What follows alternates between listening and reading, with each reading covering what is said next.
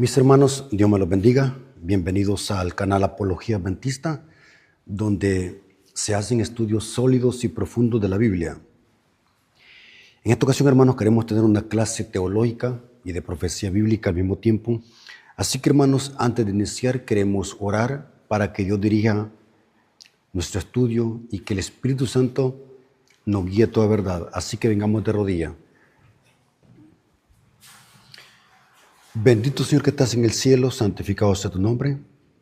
Invocamos tu presencia para que nos guíe toda verdad, podamos conocer lo que dice tu palabra, podamos ser receptores del mensaje y podamos comprender perfectamente lo que dice tu palabra respecto a este tema. Bendice a tu siervo para que tu siervo pueda darse a explicar y que todo lo que diga sea para glorificar tu nombre y exaltar tu palabra. Bendice a tu pueblo que va a escuchar este mensaje.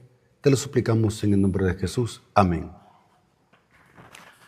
Ok, hermanos.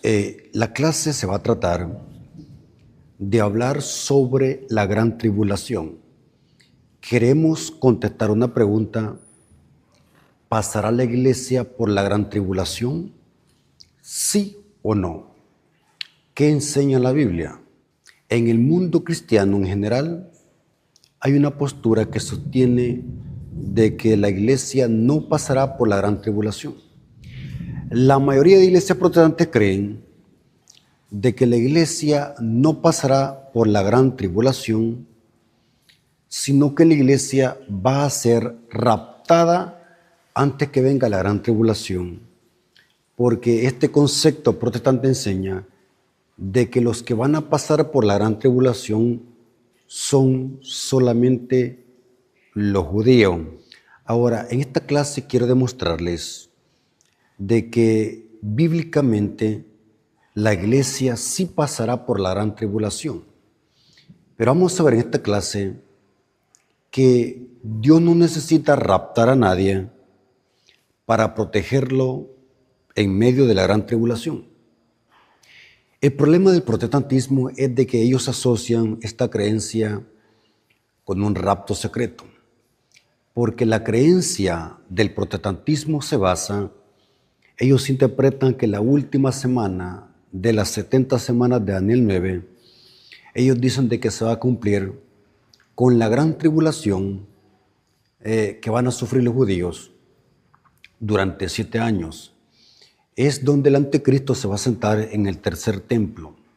Si ustedes quieren más información sobre ese punto, vean el tema donde hablo del tercer templo y la venida del anticristo. Pero es interesante que este concepto protestante, y así lo enseñan muchas iglesias protestantes, de que antes de que inicien los 7 años de tribulación, la iglesia va a ser raptada.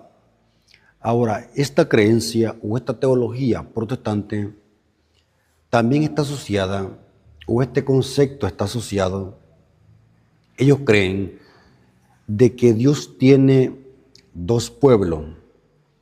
Antes de estudiar este tema o antes de subir a predicar este tema, me puse a investigar qué es lo que enseñan los teólogos protestantes respecto a el rapto secreto, la gran tribulación y el tercer templo. Es interesante que también creen de que Dios tiene dos pueblos. Uno es la iglesia y el otro es Israel. O sea que esta creencia del dispensacionalismo cree de que Dios tiene dos pueblos, los judíos y los gentiles. Es interesante que ellos también dicen de que Mateo 24, noten que esto también está asociado. Ellos sostienen de que Mateo 24, que es el sermón profético que predicó Cristo, Lucas 21, que también se repite el sermón profético, y Marcos 13, también se repite el sermón profético. Dicen los protestantes de que eso se va a cumplir solamente con los judíos. Eso no tiene nada que ver con la iglesia. Noten que ellos hacen una división entre los judíos y la iglesia. Ellos dicen de que Dios tiene dos pueblos. Noten cómo está todo asociado. Esta creencia está asociada con otras creencias. Ahora, iniciemos. Vamos a ver dónde está el error y vamos a ver qué es lo que dice la Biblia. Así que tomen sus Biblias y tomen papel y lápiz porque vamos a estudiar la Biblia a profundidad. Así que gloria a nuestro Dios por los hermanos que ven estos videos. Yo sé que se benefician y aprenden mucho. Así que en este estudio vamos a demostrar de que la teología protestante respecto a la gran tribulación y sobre el rapto secreto y sobre la enseñanza que Dios tiene dos pueblos, judíos y gentiles, carece de fundamento bíblico. Ahora analicemos primero o desmantelemos primero el concepto erróneo de que Dios tiene dos pueblos. Vamos a atacar primero ese concepto erróneo para después hablar de si es verdad que la iglesia va a pasar por la gran tribulación o no. Vamos a ver si es verdad que Dios va a raptar a la iglesia en el rapto secreto para protegerla de la gran tribulación. Vamos a ver qué es lo que enseña la Biblia. Bíblicamente es un error decir de que Dios tiene dos pueblos. Eso se llama poligamia espiritual. Tener dos esposas se llama poligamia. O sea que si decimos que Dios tiene dos pueblos, estamos diciendo que Dios es un polígamo espiritual. Los protestantes cuando dicen de que Dios tiene dos pueblos, están diciendo que Dios practica la poligamia espiritual. Pero vamos a ver de que de Génesis hasta Apocalipsis, Dios solamente reconoce solamente una simiente, no dos. En la Biblia solamente Dios tiene una simiente, no existen dos simientes.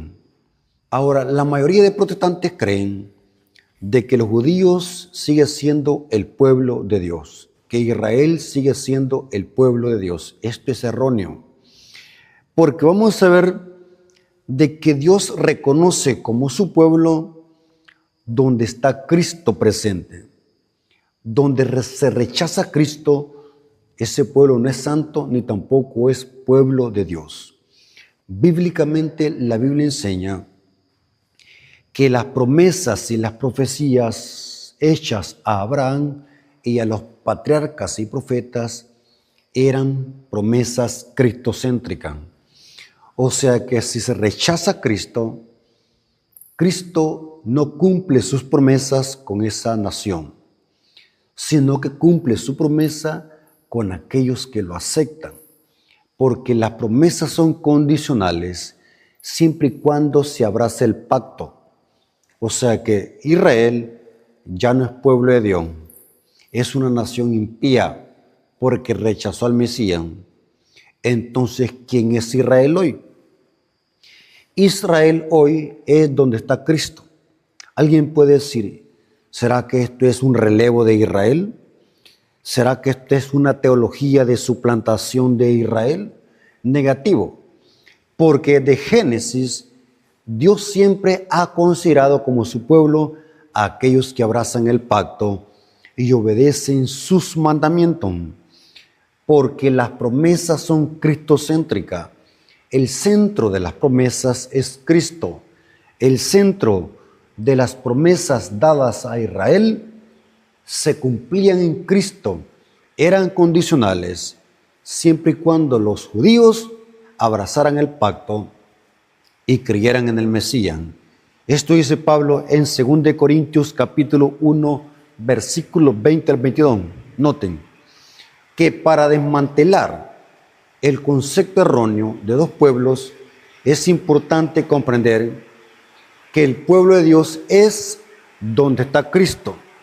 Si Cristo no está en un lugar, ese pueblo no es santo ni tampoco es pueblo de Dios.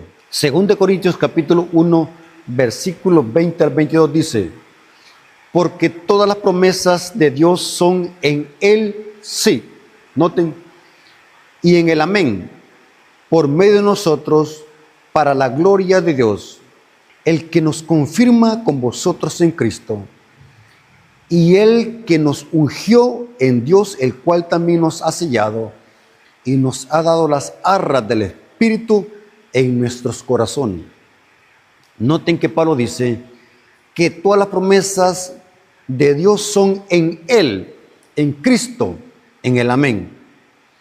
O sea que si una nación rechaza a Cristo, esa nación no es considerada como su pueblo, ni tampoco Dios cumple las promesas con esa nación, porque las promesas se cumplen en Cristo.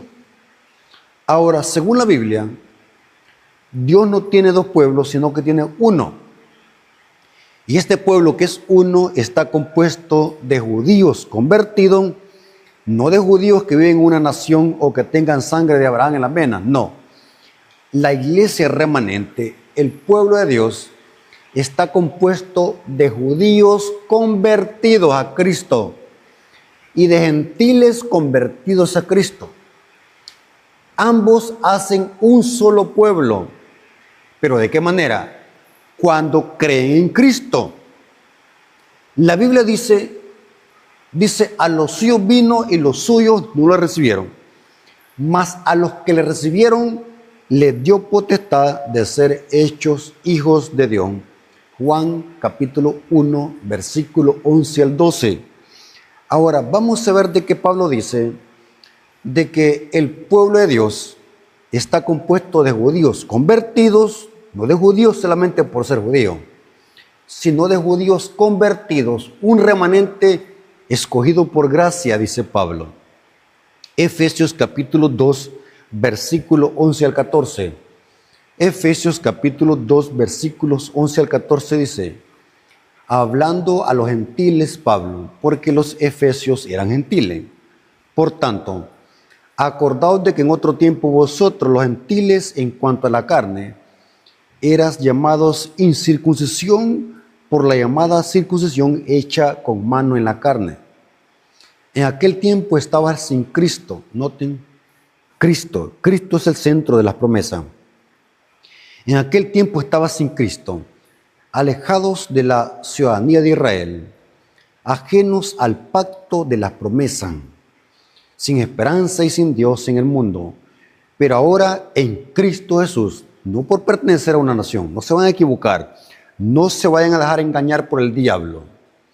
Ser judío no significa pertenecer a una etnia, no significa tener sangre de Abraham en las venas. Ser judío no significa tener ADN de Abraham en las venas. Ser judío significa creer en Cristo. Pero ahora en Cristo Jesús, vosotros que en otro tiempo estabas lejos, habéis sido hechos cercanos por la sangre de Cristo, porque Él es nuestra paz. Esa enemistad que había entre judíos y gentiles, Cristo la derribó, porque Él es nuestra paz, que de ambos pueblos hizo uno. ¿Dónde dice la Biblia que Dios tiene dos pueblos? Yo quiero que me muestre un protestante un texto donde diga de que Dios tiene dos pueblos. Uno es Israel y otro los gentiles. ¿A dónde dice que Dios tiene dos esposas o dos novias? Eso se llama poligamia. La Biblia enseña de que Cristo tiene solamente una novia y esa novia está compuesta de judíos convertidos y de gentiles convertidos. Y esa iglesia es representada por una mujer en el mismo libro de Efesios, capítulo 5, versículos 25 al 27. Una iglesia sin mancha y sin arruga, que está compuesta de judíos convertidos y de gentiles convertidos a Cristo, porque el centro de las profecías es Cristo. La simiente de Abraham es Cristo. Romanos 9, versículos 6 al 8. Noten, Romanos 9, versículos 6 al 8 dice, no que la palabra de Dios haya fallado, porque no todos los que descienden de Israel son israelitas. Oh, interesante. Ni por ser descendientes de Abraham, hablando literalmente, ni por ser descendientes de Abraham son todos hijos, sino en Isaac te será llamada descendencia. Esto es, no los que son según la carne son hijos de Dios, sino que los que son hijos según la promesa son contados como descendientes. poderosas palabras de Pablo, inspirado por el Espíritu Santo. Dice Pablo que los hijos de Dios no son los que tienen sangre de Abraham en las venas, sino son hijos de Abraham, aquellos que son contados por la promesa como hijos de Dios, como descendientes de Abraham, según la promesa que se cumple en Cristo. Porque la simiente de Abraham no son los judíos. La simiente de Abraham es Cristo. Gálatas capítulo 3, versículo 16. Ahora bien, a Abraham fueron hechas las promesas y a su simiente. Esta palabra simiente es del hebreo sera, que se puede traducir como semilla, estirpe, prole, esperma o descendencia. Ahora bien, a Abraham fueron hechas las promesas y a su simiente. No dice a la simiente como que se hablase de muchos, sino como de uno, y a tu simiente, la cual es Cristo. No importa que una nación sea grande, pero si esa nación rechaza al Mesías, no es pueblo, ni tampoco es reconocido como hijos de Dios. Y esto lo dijo Cristo a los fariseos. Los fariseos se jactaban de ser hijos de Abraham según la carne. Pero Cristo les dijo a los fariseos: ustedes no son hijos de Abraham, ni tampoco de Dios. Ustedes son hijos de vuestro padre el diablo. Juan 8:44. Porque el centro de las promesas, el centro de las profecías es Cristo. En Cristo se cumplen esas promesas hechas a David, esas promesas hechas a Abraham, a Isaac y a Jacob y a todos los patriarcas. Porque el centro de las profecías es Cristo. Cristo es la simiente de Abraham. Por lo tanto, Cristo no tiene dos esposas. Cristo solamente tiene una novia, y esa novia representa a la iglesia, compuesta de judíos convertidos y gentiles convertidos. En otras palabras, un judío, si no se convierte a Cristo, se condena y se pierde, y es hijo del diablo. Igualmente con un gentil, para no ser antisemita. Si un gentil no se convierte a Cristo y ni cree en Cristo, sigue siendo un hijo del diablo. Es lo mismo, el mismo principio se aplica, porque las promesas y las profecías son cristocéntricas. Ahora la pregunta es, para ser hijo de Abraham, para yo como gentil ser hijo de Abraham, ¿qué hay que hacer? Bueno, el mismo apóstol Pablo lo explica. Después de hablar de que Cristo es la simiente de Abraham, ahora Pablo hace una aplicación a la iglesia gentil. Y note cómo dice Gálatas 3, 28 al 29. Gálatas capítulo 3, versículos 28 al 29. Ya no hay judío ni griego, no hay esclavo ni libre, no hay varón ni mujer, porque todos vosotros sois uno en Cristo Jesús. Noten que todo es Cristo. El centro de todo es Cristo. O sea que para yo ser un judío verdadero, tengo que unirme a Cristo. Inclusive eso significa cuando Cristo le dijo a la samaritana, la salvación viene de los judíos. Cuando Cristo dijo estas palabras, estaba diciendo, yo soy judío y vine de un linaje santo de Israel. No vine de un linaje impío de Israel, sino que vine de una descendencia santa.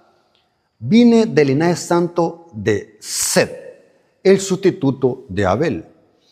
Cristo era judío y la salvación vino de los judíos porque Cristo en la carne vino de una simiente santa de Israel. Esto lo dice Pablo en Romanos 9:5. Romanos 9:5 dice lo siguiente, noten.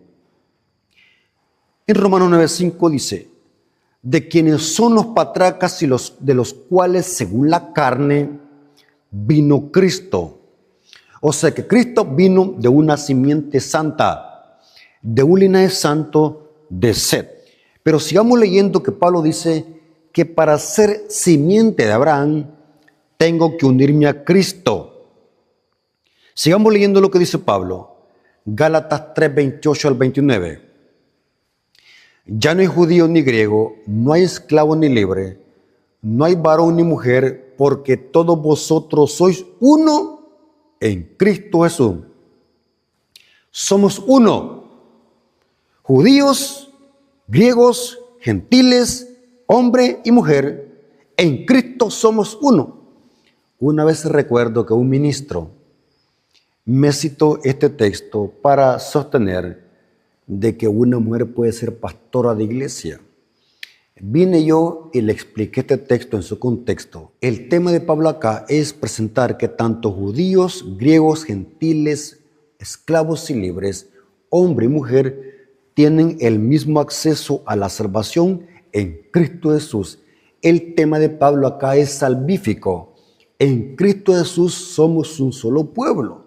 Está fuera de contexto para sostener de que Pablo está hablando que una mujer puede ser pastora de iglesia. Se llama torcer la Biblia. Pablo dice que para ser simiente de Abraham tengo que unirme a Cristo. En Cristo somos uno. No existen dos pueblos.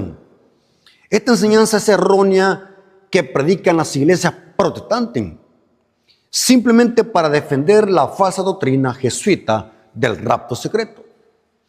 Dios tiene solamente un pueblo, y lo repito varias veces para que quede claro. La Biblia enseña de que Dios tiene solamente un pueblo, una novia, compuesta de judíos convertidos y de gentiles convertidos. Ahora, si comprendimos esto, ya quedó desmantelada esta enseñanza errónea de que Dios tiene dos pueblos, porque eso enseñan las iglesias protestantes, hermanos, para defender el rapto secreto y para decir que la iglesia no pasará por la gran tribulación porque va a ser raptada cuando empiecen los 7 años de tribulación para los judíos. Pobres judíos, según el concepto protestante, van a sufrir por el anticristo. Pobres judíos, esto se llama antisemita. Ahora, pasemos al otro punto. Los protestantes sostienen de que Mateo 24, Lucas 21 y Marcos 13, que es el mismo sermón profético del monte de los olivos, ellos dicen de que este sermón se aplica solo a los judíos, porque solamente los judíos van a ser asediados por el anticristo durante los 7 años de la gran tribulación. Noten hasta dónde llegan en ser selectivos con la profecía bíblica y decir de que el sermón profético de Mateo 24 se cumple solamente con los judíos. Los judíos van a ser los que van a sufrir la gran tribulación, no es la iglesia. Ahora, ¿dónde está el error de esta interpretación? Vamos a ver que el error está en no saber comprender cuál es el objetivo de Mateo 24. Y esta información que voy a dar, hermanos, vale oro. Estos temas necesitamos comprenderlos perfectamente para no caer en estos errores de interpretación, porque son errores de interpretación profética y bíblica. ¿Dónde está el error de aplicar Mateo 24 a los judíos? ¿Dónde cavila el error? Recordemos, hermanos, que en las iglesias protestantes, aunque citan la Biblia, ellos son superficiales sin conocer la Biblia. Yo he escuchado que los protestantes, teólogos protestantes, son versados en la Biblia. Les citan un versículo por acá, otro por allá. Se pueden la Biblia de memoria. Son la Biblia andante. El problema es en la explicación que le dan a los textos. El problema está en la mala interpretación que le dan a los textos, porque el método que usan las iglesias protestantes es igual como el método que usan los católicos. Citan un versículo, lo interpretan a su modo, cuando quizás el contexto dice otra cosa. O sea que la interpretación que hacen de los textos es una interpretación privada, excluyendo el contexto de cada versículo. Mientras que la iglesia adventista, para explicar los versículos bíblicos, deja que la misma Biblia se interprete sola, siempre respetando los contextos de cada versículo. La clave para poder interpretar cualquier pasaje bíblico, por difícil que sea, es siempre analizar el contexto en que se dijo, el contexto cultural, el contexto bíblico, el contexto histórico, el contexto gramatical, el contexto teológico. Cuando dejamos que la Biblia se interprete a sí misma, vamos a comprender qué significan los pasajes bíblicos. El problema del protestantismo cabila en esto, que ellos citan el versículo, pero no se dan cuenta que el contexto dice otra cosa. O sea, para no cometer esos errores de interpretación, es importante siempre leer los contextos. Yo siempre leo quizás todo el capítulo.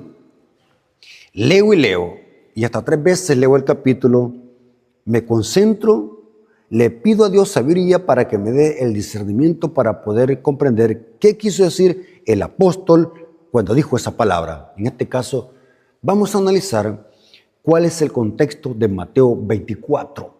Muy importante eso. Espero que estén tomando apuntes, hermanos, porque esta información vale oro y vale más oro que el que tiene el Vaticano. Estos temas son clases teológicas, no son sermones, aquí en este púlpito no sermoneamos a nadie, son clases teológicas y estudios bíblicos. Por eso es que nuestro canal se llama Apología Adventista. De eso se trata la apología. Ahora, vamos a analizar dónde está el error de las iglesias protestantes. Está en la mala interpretación del sermón profético de Mateo 24. Ahora, ¿cuál es la explicación correcta de Mateo 24 en términos generales? Mateo 24 es un sermón profético con doble aplicación teológica. Repito, el sermón profético de Mateo 24 es un sermón profético con doble aplicación o con doble referencia, con doble cumplimiento. Ahora, ¿cuándo se cumplió primordialmente? ¿Cuándo fue la primera aplicación de Mateo 24? Explico. Para entender en historia Mateo 24, tenemos que conocer lo que pasó antes de la destrucción de Jerusalén en el año 70. O sea que parcialmente y localmente a nivel de Jerusalén, Mateo 24 tuvo una aplicación local y parcial con los eventos que precedieron a la destrucción de Jerusalén en el año 70 por los romanos. Esto lo corrobora la historia secular, pero si quieren información fidedigna, lean los tratados de Flavio Josefo, un fariseo y judío que estuvo cerca y fue testigo ocular de lo que pasó con Jerusalén cerca del año 66 y el año 70 de nuestra era. O sea que para entender Mateo 24 tenemos que conocer la historia de los eventos que se cumplieron antes de la destrucción de Jerusalén en el año 70 por los romanos. Esa fue la aplicación parcial y local donde se cumplió Mateo 24. Pero Mateo 24 es un sermón profético que tiene una aplicación secundaria. Mateo 24 es un sermón profético que se va a volver a cumplir, pero a una escala mundial antes de que Cristo venga por segunda vez. Porque Cristo en este sermón de Mateo 24 mezcló ambos eventos que se iban a cumplir antes de la destrucción de Jerusalén en el año 70 y también con los eventos que se iban a cumplir antes de su venida. O sea, Mateo 24, Cristo unió los dos eventos, porque Mateo 24 es un sermón profético con doble referencia. Esto lo desconocen los protestantes, porque no comprenden el contexto y el marco histórico en que se escribió o se relató este sermón profético. Vamos a ver de qué es imposible aplicar a Mateo 24 a los judíos. ¿Por qué razón? Porque cuando Cristo relató este sermón profético, no lo estaba haciendo a que lo escucharan todos los judíos, sino que Cristo está relatando este sermón y estas señales y estos eventos a oídos de sus discípulos. Cristo no está hablando de los judíos, aunque los discípulos eran judíos, pero discípulos nos referimos a sus seguidores, a su pueblo, a los que siguen su doctrina. vamos a ver de que es erróneo decir de que Mateo 24 se cumple con los judíos y no con la iglesia, porque el contexto de Mateo 24, Cristo lo está relatando a sus discípulos para que no sean engañados por los falsos profetas. Inclusive, el tema central de Mateo 24 no son las señales, sino Cristo que está preocupado para que sus discípulos no sean engañados por falsos profetas. Inclusive 3 veces se mencionan falsos profetas y falsos cristos en Mateo 24. Porque la preocupación de Cristo al relatar este sermón era advertir a sus discípulos para que no fuesen engañados por los falsos profetas. Ahora, ¿quiénes son los que están escuchando este sermón? No son los judíos, son sus discípulos. Inclusive son sus discípulos que hacen esta pregunta. Y Cristo mezcla los 2 eventos, la destrucción de Jerusalén y el fin del mundo. Mateo 24, versículo 3 al 4. Mateo 24, versículo 3 al 4. Y estando él sentado en el monte de los olivos, los discípulos, ¿quiénes? Los discípulos, se le acercaron aparte diciendo, dinos, ¿cuándo serán estas cosas y qué señal habrá de tu venida y del fin del siglo? Esta palabra fin del siglo se puede interpretar fin del mundo.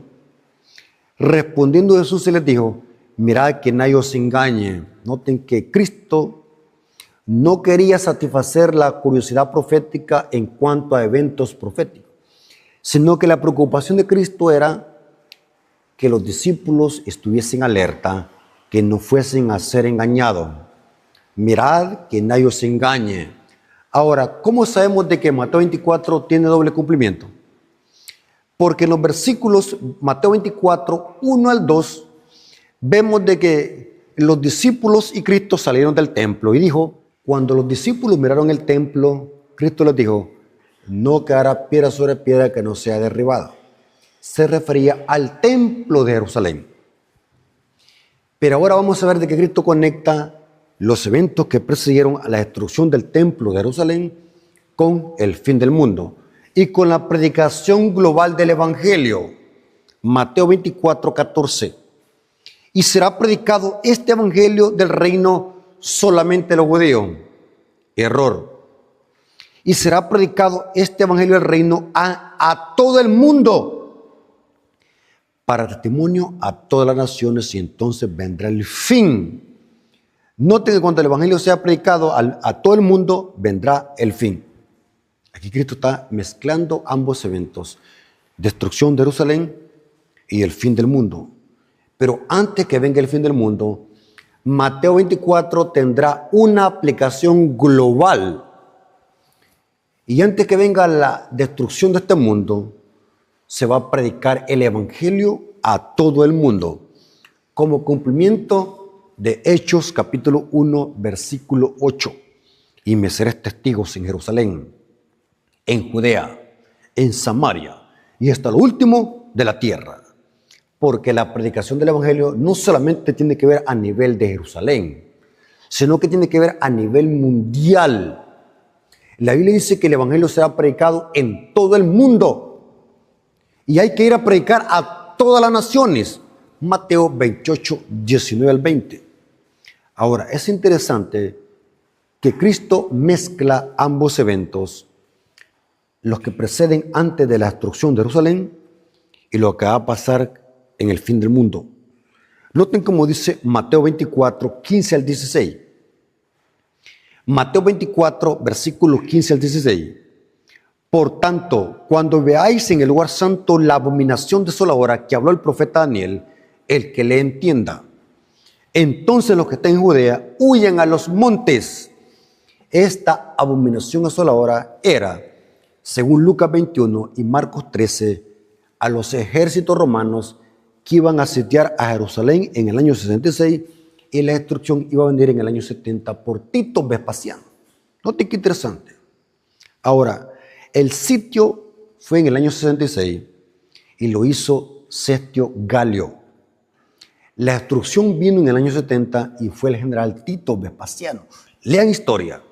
Lean los tratados de Flavio Josefo, poderoso mensaje que plasma Flavio Josefo en sus escritos. Ahora, vamos a ver que según Apocalipsis 13 habrá otra abominación. Es cuando se imponga la marca de la bestia, cuando a Roma se le sana la herida de muerte y empiece a perseguir como lo hizo durante la Media. Ambas Romas persiguieron y hollaron a Jerusalén 42 meses. Roma imperial holló el lugar santo, que se refería a Jerusalén, literal. La otra Roma, que es el cuerno pequeño, el papado, persiguió a la iglesia durante la Media, durante la mal llamada Inquisición romana, durante 1260 años de persecución. Pero según Apocalipsis 13, versículo 3, a este sistema se le va a sanar una herida de muerte que se le suministró con una espada, y cuando este sistema se le sana esta herida de muerte, volverá a perseguir. Y esto será la otra abominación asoladora que se va a cumplir con la iglesia en el tiempo del fin. Porque Mateo 24 debe de conectarse con Apocalipsis 13. El problema de los protestantes es que son superficiales en interpretar Mateo 24. Pero Mateo 24 tiene doble cumplimiento. Uno local con Jerusalén y el otro a nivel mundial antes de que Cristo venga por segunda vez. Inclusive, esto lo desconocen los protestantes. Mateo 24 y Mateo 25, ambos capítulos son un solo sermón. En la Biblia está dividido por capítulos y versículos, pero eso fue añadido por los teólogos mucho después de que Cristo contó esto. La división de capítulos, hablo de los números, se ha hecho para ser accesible buscar los párrafos.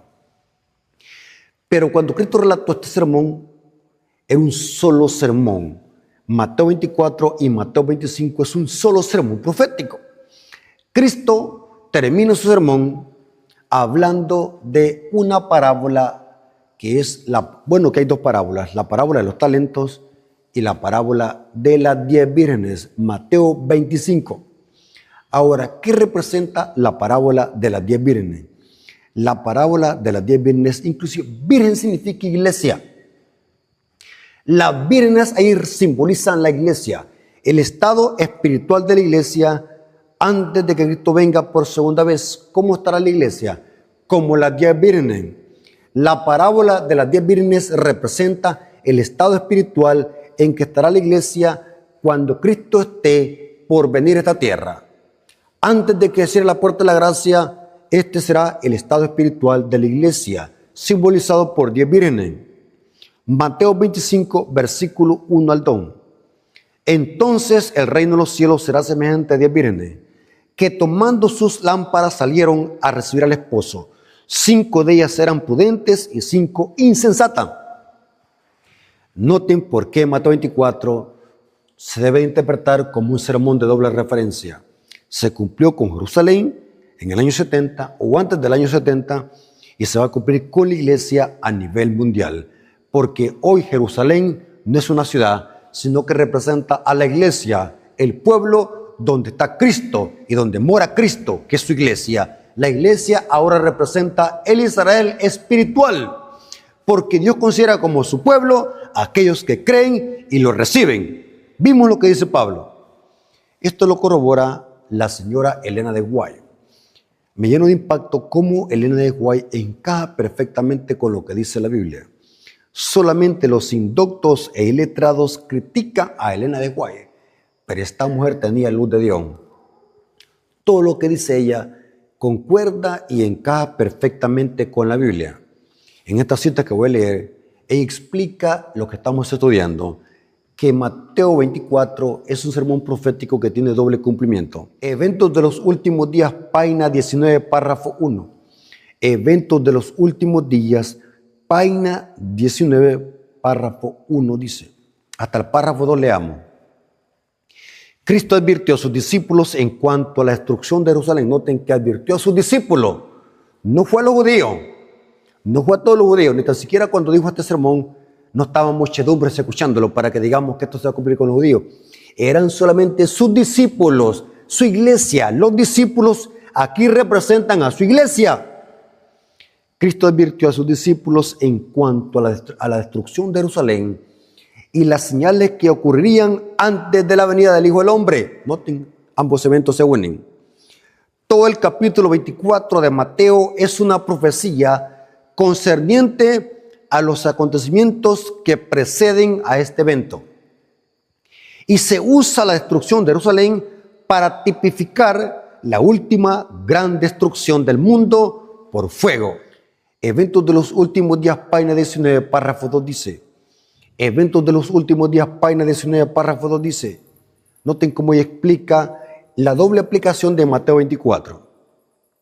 Sobre el monte de los olivos, Cristo explicó los terribles juicios que habrían de preceder a su segunda venida. Oiréis de guerras y rumores de guerras, porque se levantará nación contra nación, reino contra reino, y habrá pestilencias y hambres, terremotos en diferentes lugares. Y estas cosas es principio de dolores. Ella hace referencia a Mateo 24, versículos 6 al 8. Aunque estas profecías se cumplieron parcialmente con la destrucción de Jerusalén, se aplica más directamente a los postreros días. Noten claramente, la señora White explica con lujo de detalle lo que significa Mateo 24. Es un error decir de que esto se va a aplicar solamente a los judíos. Noten que los protestantes tienen unas creencias bien erróneas porque desconocen este tipo de estudios, porque ellos creen de que Israel sigue siendo el pueblo de Dios. Esa es otra herejía y todo es por ignorancia bíblica. Israel ya no es el pueblo de Dios. ¿Por qué? Porque rechazó al Mesías. Claro, dice Pablo que allá hay un remanente por gracia. Romanos capítulo 11, versículo 1 al 5. Pero cuando la Biblia dice elegido por gracia, significa judíos que ahora han aceptado al Mesías. ¿Saben de que la iglesia adventista tiene iglesias de judíos adventistas? Hay iglesias de judíos adventistas que han creído en el Evangelio, guardan el sábado, pero ahora creen en el Mesías. Dios solamente acepta como judíos aquellos que abrazan el pacto y se unen a Cristo, el verdadero judío. Ahora, hermanos, después de comprender dos puntos que acabamos de estudiar, de que Dios no tiene dos pueblos sino uno, y que Mateo 24 es un sermón que se aplica con la iglesia también y que tiene doble cumplimiento, ahora vamos a la tercera parte. Y hoy vamos a ver que la iglesia sí pasará por la gran tribulación. Vamos a ver de que Dios, aunque va a permitir que la iglesia pase por la gran tribulación, Dios va a proteger a su iglesia. Aunque van a haber mártires, en el tiempo del fin van a haber otros mártires, hijos de Dios que van a morir y que van a ser perseguidos. Pero cuando venga la gran tribulación, la grande, que nosotros le conocemos, bueno, Daniel dice, el tiempo de angustia de Jacob es la gran tribulación, la grande, ningún hijo de Dios va a morir. O sea que Dios es un Dios todopoderoso. Dios no necesita raptar a alguien para protegerlo de un cataclismo o de plaga. Pregunto, ¿qué hizo Dios con Noé? O sea que Noé pasó por el diluvio, pero el diluvio no lo afectó a él, porque Dios lo protegió en medio del diluvio. O sea, Dios no necesita llevarse a un hijo de Dios para otro planeta o para el cielo para protegerlo. Eso es hacer a Dios que no es todopoderoso, pero Dios es todopoderoso. Dios no necesita raptar a nadie para cuidarlo y protegerlo. Vamos a ver lo que dice la Biblia, que el pueblo de Dios pasará por la gran tribulación, la iglesia va a ser perseguida. Y ya antes del cierre de la puerta de la gracia van a haber muchos mártires, pero después del cierre de la puerta de la gracia viene la gran tribulación, la grande, y ningún hijo de Dios va a morir porque Dios lo va a proteger. Apocalipsis 7, 13 al 14. Apocalipsis 7, versículo 13 al 14 dice, hablando de los redimidos cuando ya están en el cielo, noten, entonces uno de los ancianos habló diciéndome, aquí está hablando Juan, estos que están vestidos con ropas blancas, ¿quiénes son? ¿Y de dónde han venido? Yo le dije, Señor, tú lo sabes. Y él me dijo, estos son los que han salido de la gran tribulación y han lavado sus ropas y la han emblanquecido en la sangre del Cordero. O sea que vienen de la gran tribulación, pero Dios los protegió. ¿Por qué? Porque están protegidos con la sangre del Cordero. Sus ropas fueron lavadas con la sangre del Cordero. Vamos a ver de que esta es una referencia que viene de las plagas de Egipto. Ya vamos a ir ahí. Daniel 12:1 se habla de que el pueblo de Dios, la iglesia, va a ser protegida en el tiempo de angustia de Jacob. No dice que va a ser raptada. Esta doctrina del rapto secreto es una doctrina tan secreta que ni aparece en la Biblia. Saben de que las venidas de Cristo, que son 3, vamos a ver en otro estudio que la Biblia habla de 3 venidas de Cristo corporales, visibles y audibles. Y ninguna de esas ha sido secreta. Vino como bebé, viene su segunda venida y después de los 1000 años viene con Jerusalén. Y ninguna de ellas es secreta. Noten, Daniel 12, versículo 1. En aquel tiempo se levantará Miguel, el gran príncipe que está de parte de los hijos de tu pueblo, y será tiempo de angustia, cual nunca fue desde que hubo gente hasta entonces. Pero en aquel tiempo será libertado tu pueblo, todos los que se hayan inscritos en el libro. Noten que Dios va a proteger a su pueblo. En medio de la gran tribulación, Dios protegerá a su pueblo. ¿Cómo lo sabemos? El Salmo 91 es un salmo profético.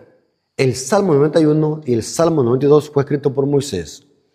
El Salmo 92 es una alabanza para el día de reposo. El Salmo 91 es un salmo de protección. Noten cómo dice Salmo 91, versículo 13 al 14. Leamos.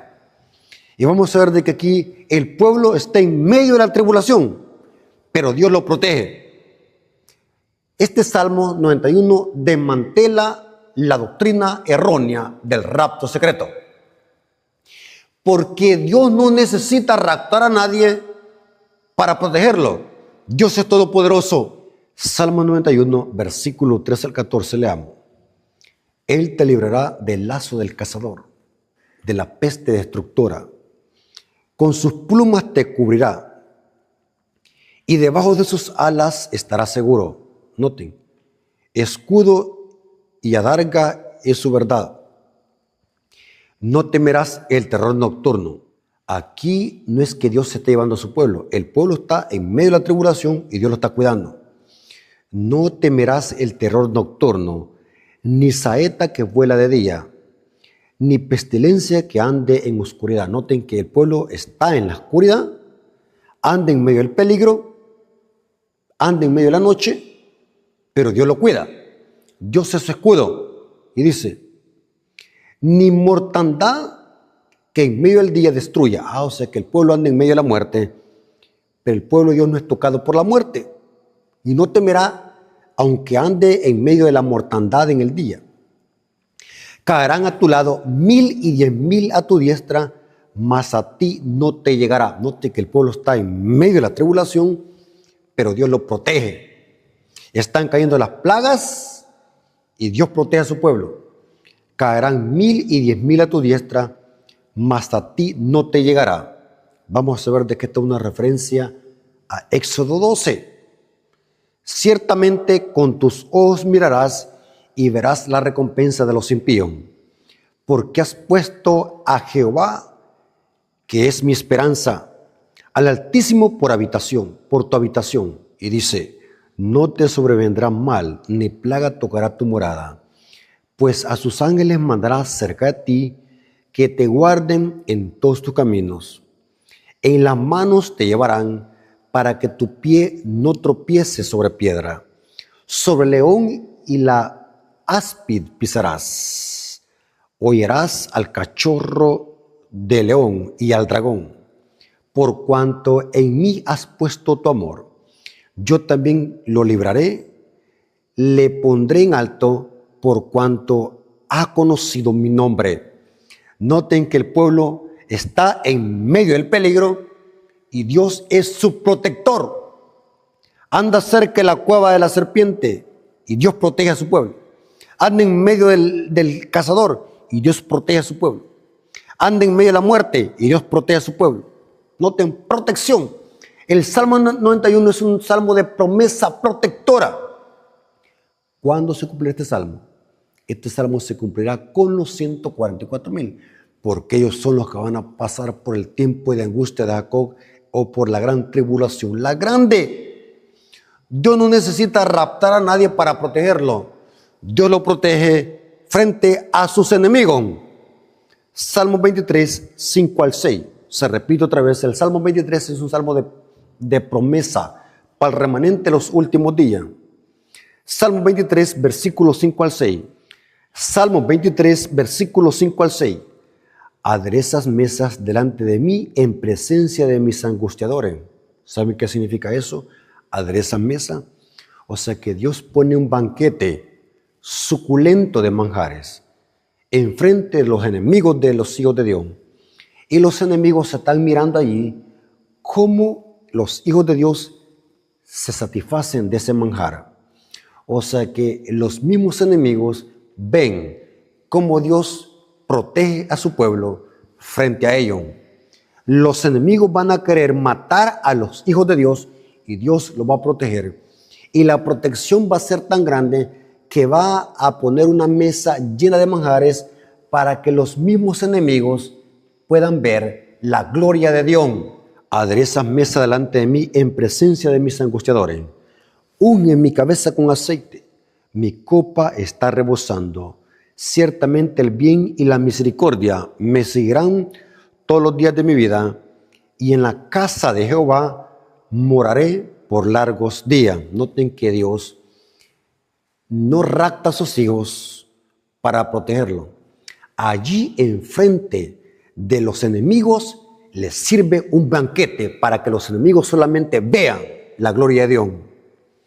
Ahora, es interesante, hermanos, que hay una profecía de doble referencia que viene de Éxodo capítulo 12.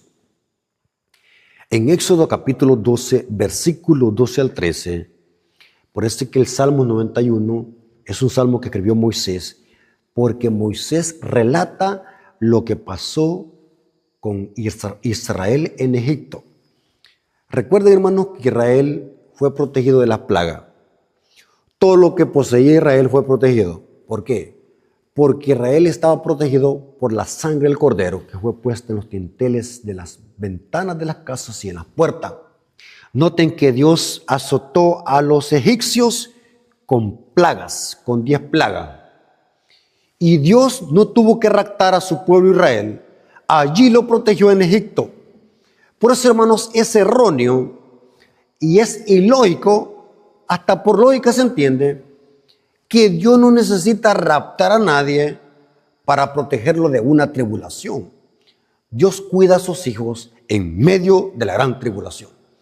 Porque la teología del rapto secreto es una doctrina antibíblica que se ha creado por una malinterpretación de texto bíblico. Éxodo capítulo 12, versículo 12 al 13.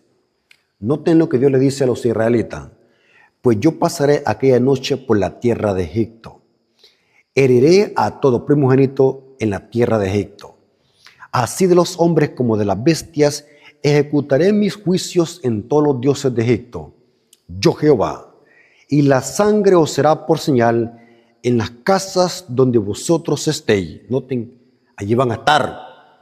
No se iban a ir en el rapto. Allí iban a estar. Y veré la sangre y pasaré de vosotros. Y no habrá en vosotros plaga de mortandad cuando hiera la tierra de Egipto. Lo mismo que dice el Salmo 91.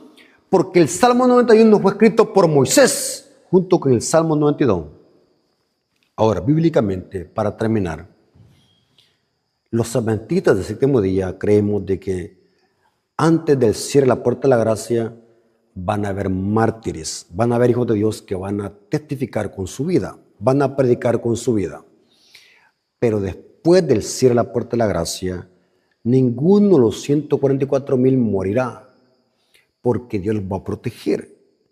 Ahora, yo les voy a leer dos citas bíblicas que están en Apocalipsis, donde presenta que el pueblo de Dios va a pasar por la gran tribulación, van a ser perseguidos y unos van a morir y otros van a ser protegidos en medio de la gran tribulación.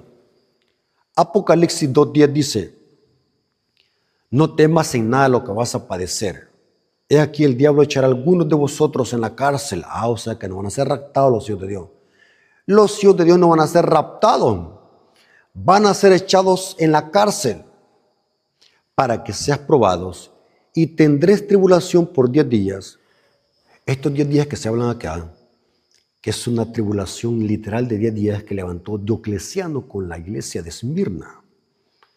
Pero esta profecía es una profecía de doble referencia, se va a cumplir con la iglesia al final. Vamos a ser perseguidos porque Mateo 24 dice que vamos a ser llevados a los concilios, vamos a ser atribulados, vamos a ser odiados por todas las gentes. O sea que siempre que leamos una profecía, recordemos de que son profecías de doble referencia. Pero aquí se habla que los hijos de Dios van a ser probados, van a ser echados a la cárcel y tendréis tribulación por 10 días. Sé fiel hasta la muerte y yo te haré la corona de vida. Noten que los hijos de Dios van a pasar por la gran tribulación. Apocalipsis 3, versículos 10 al 12. Por cuanto has guardado la palabra de mi paciencia, yo también te guardaré de la hora de la prueba que ha de venir sobre este mundo entero, para probar a los que moran en la tierra. Noten que Dios va a guardar a sus hijos. No dice que van a ser raptados. Aquí no habla de ningún rapto. He aquí yo vengo pronto. Retén lo que tienes para que ninguno tome tu corona. Noten que aquí se habla que los hijos de Dios van a perseverar hasta el final. Al que venciere, noten que si van a vencer, es que van a permanecer aquí en esta tierra. Van a perseverar hasta el fin. Al que venciere, yo le haré columna en el templo de mi Dios y nunca más saldrá de allí. Y escribiré sobre él el nombre de mi Dios y el nombre de la ciudad de mi Dios, la nueva Jerusalén, la cual desciende del cielo de mi Dios y mi nombre nuevo. Hermanos, no cabe duda que la teología protestante dispensacionalista de un rapto secreto, de que Mateo 24 es solamente para los judíos y que Dios tiene dos esposas, carece de fundamento bíblico. Es una doctrina errada que no tiene nada que ver con Biblia. Es una doctrina que le crearon los jesuitas de Roma para contradecir a los reformadores protestantes. Vimos en el tema pasado. Así que, hermanos, Dios les bendiga. Espero que esta clase haya quedado clara, que la iglesia sí pasará por la gran tribulación o por el tiempo de angustia de Jacob, pero Dios la va a proteger. Aunque muchos hijos de Dios van a morir, pero Dios va a proteger a su iglesia en el tiempo del fin, la va a proteger en el tiempo de angustia de Jacob, y será cuando estén cayendo las plagas. Ninguna plaga tocará a los hijos de Dios, porque Dios es su escudo. Gloria a nuestro Dios por estas promesas, que si perseveramos hasta el final, vamos a hacer nuestras estas promesas. Dios les bendiga y que la honra y la gloria sea para nuestro Dios. Vamos a venir de rodillas para orar. Bendito Señor que estás en el cielo, santificado sea tu nombre, te agradecemos por tu palabra, porque nos hemos dado cuenta en esta clase que tú no tienes dos pueblos, sino que solamente uno, y que Mateo 24 se cumple a nivel de escala con la iglesia. Nos hemos dado cuenta también en este estudio que tu enorme poder es suficiente para proteger a tus hijos en medio de la tribulación. No necesitas raptar a nadie para protegerlo. Tú eres nuestro escudo y nuestro protector. Gracias, Señor, por tus palabras. Gracias por tus promesas. Te lo agradecemos en el nombre de Jesús. Amén. Mis hermanos, Dios me los bendiga. Y no se olviden de suscribirse al canal. Para nosotros es importante que se suscriban, porque de esta manera vamos a poder alcanzar a muchas almas con la verdad presente. Así que suscriban, den like a los videos, comenten y compartan, y que todo sea para la honra y gloria de nuestro Dios. Amén.